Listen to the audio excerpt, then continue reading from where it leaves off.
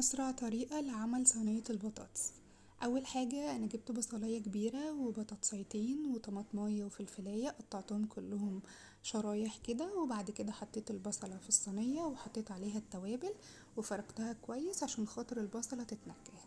حطيت ملح وفلفل اسود وشوية كمون وشوية كزبرة وشوية سبع بهارات. بعد كده بحط الخضار بتاعي وبقلبهم كويس قوي. انا ليه حطيت التوابل الاول مع البصل؟ عشان البصل ياخد من التوابل ويدي طعم كده حلو، وبعد كده بقلبه مع الخضار كويس فالتوابل تدخل في كل الخضار.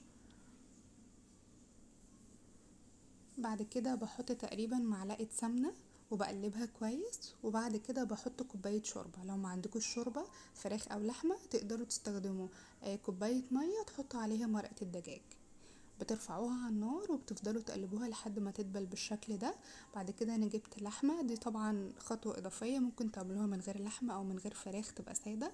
انا جبت اللحمة بتاعتي كنت سلقاها قبل كده، حطيت عليها تقريبا معلقة صلصة وطماطماية مفرومة، وبعد كده حطيتها فوق الصينية من فوق عشان خاطر تدي الصينية لون احمر كده من فوق، وفي نفس الوقت اللحمة لما اجي احطها في الفرن تاخد وش كده. بسيبها شوية، مش بتاخد وقت طويل، وبعد كده انا هنا حطيتها في الفرن تقريبا 5 دقايق وطلعت بالشكل ده. بألف هنا وشفا، ومتنسوش تعملوا لايك واشتراك للقناة.